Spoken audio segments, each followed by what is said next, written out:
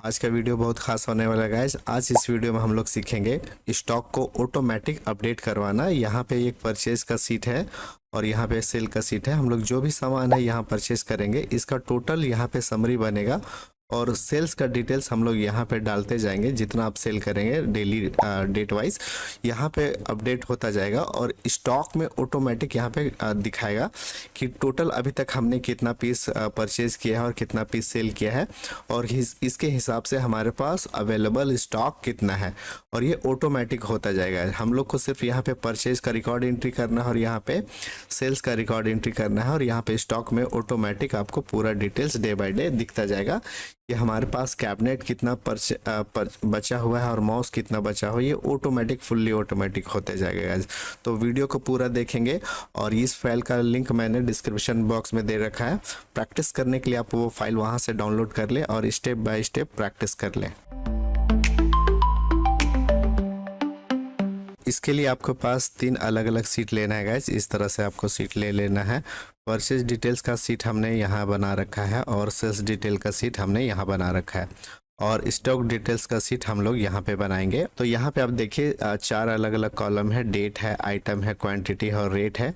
यहाँ पे जब जब सामान परचेज किया गया उसका डेट लिखा गया है, क्या चीज़ें परचेज की जा रही है उसका नाम लिखा गया है, कितना क्वांटिटी में परचेज किया जा रहा है उसका रेट यहाँ पे लिखा गया है। ठीक है। और इस तरह सेल भी कुछ प्रोडक्ट सेल हुए हैं, उसका डेट यहाँ पे लिखा गया है और उसका जो सामान का नाम है वो यहाँ लिखा गया है और इसका ये क्वांटिटी यहाँ पे लिखा गया है और इसका रेट यहाँ पे लिखा गया है। तो सबसे पहले आप इस टेबल को टेबल फॉर्मेट में कन्वर्ट कर लेंगे। ये एक डेटा सीट है, इसे टेबल फॉर्मेट में कन्वर्ट कर लेंगे। तो यहाँ पे कहीं भी कर्सर रखना है और इंसर्ट में जाना है गाइस और यहाँ से चूज़ कर लेना है टेबल।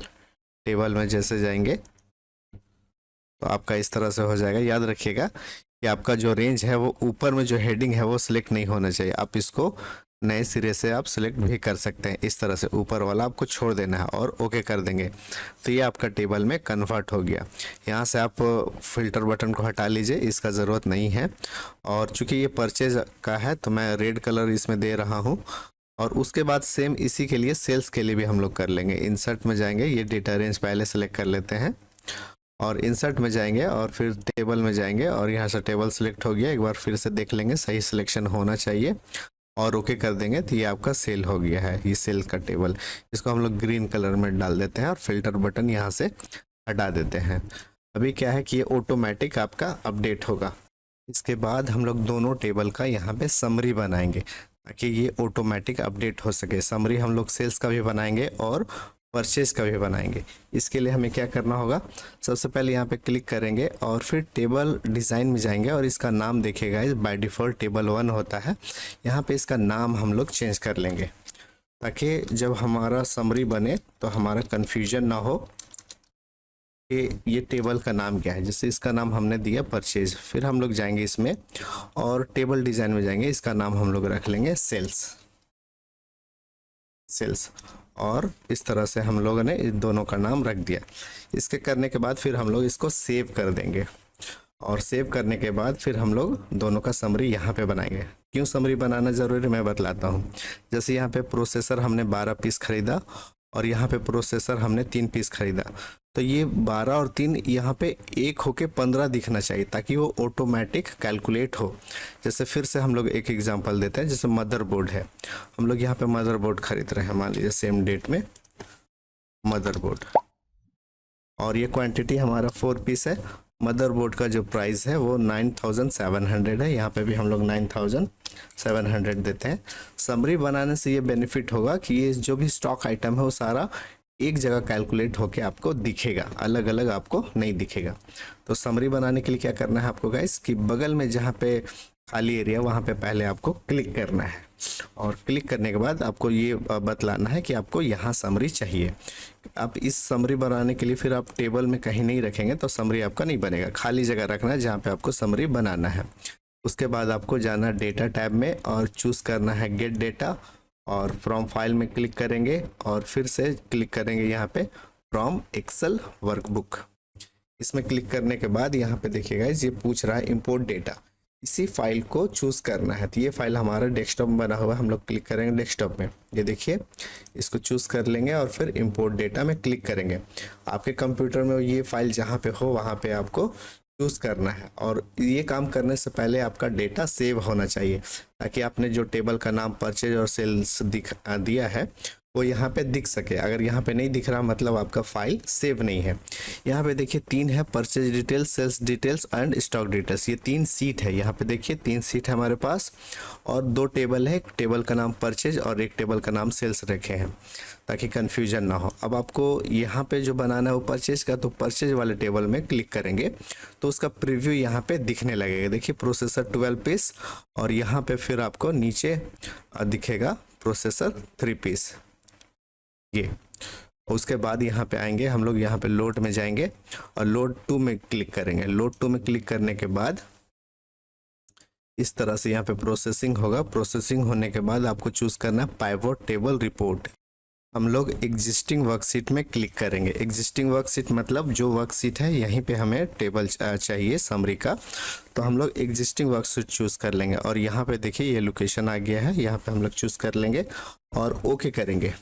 तो यहाँ पे इस तरह से फिर से पाइवोट टेबल का फील्ड आ जाएगा और यहाँ पे हम लोग चूज कर लेंगे उस तरह का आपका क्वांटिटी चूज कर लेंगे, आइटम चूज कर लेंगे और रेट चूज कर लेंगे। तो यहाँ पे आइटम लाते हैं, ये आइटम का लिस्ट आ गया है। उसके बाद यहाँ पे आपका आ गया क्वांटिटी, तो क्वांटिटी यहाँ पे हम लोग चूज कर लेते हैं, ये क्वांटिटी हो गया। और यहाँ पे फिर उसके बाद हम लोग इसका रेट चूज कर लिए, तो यहाँ पे सारा रेट आ गया, क्वांटिटी आ गया। अभी देखिए दोनों में अंतर क्या है गाइस कि यहाँ पे आप इसको मैं बंद कर देता हूँ।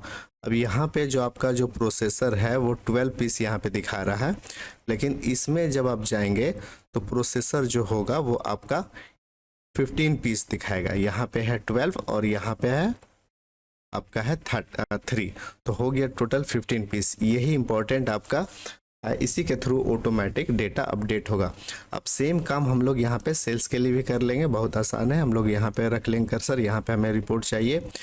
डेटा में जाएंगे, get data from file from Excel workbook choose कर लेंगे। हम लोग लोकेशन मांग रहा है, एक स्टॉक मैनेजमेंट चूज कर लिए। चूज करने के बाद फिर इस तरह से खुलेगा। एक बार सेल्स के लिए हम लोग सेल्स वाला टेबल चूज कर लेंगे और फिर यहाँ से लोड 2 में क्लिक करेंगे। लोड 2 में क्लिक करने के बाद फिर से इस तरह से प्रोसेसिंग होगा, एक बॉक्स आएगा उसमें हम लोग चूज कर लेंगे पाइवोट रिपोर्ट और फिर से एग्जिस्टिंग वर्कशीट में जाएंगे और ये लोकेशन ऑटोमेटिक रहेगा और ओके कर देंगे। तो यहाँ पे फिर से आपका सेल्स का आ गया है और सेल्स में भी सेम काम वही करेंगे। आइटम को यहाँ पे रखेंगे, क्वांटिटी को हम लोग यहाँ रखेंगे और रेट को यहाँ रखेंगे। अब ये देखिए सेल्स का भी ऑटोमेटिक अपडेट होता जाएगा। इसको बंद कर देते हैं। अब जितना भी आप जो भी परचेस करेंगे और जो भी सेल करेंगे वो यहाँ पे होता जाएगा। इसके लिए आपको एक खास और सेटिंग करना है गाइस। मैं परचेज में आता हूँ और यहाँ पे बतलाता हूँ। इसका खास सेटिंग क्या है कि इसमें क्लिक करेंगे और यहाँ से आप जाएंगे डेटा में और डेटा में जाने के बाद यहाँ से आपको चूज करना है प्रॉपर्टी। देख लीजिए ऑटोमेटिक अपडेट करने के लिए आप टेबल में रखेंगे जो आपका समरी है।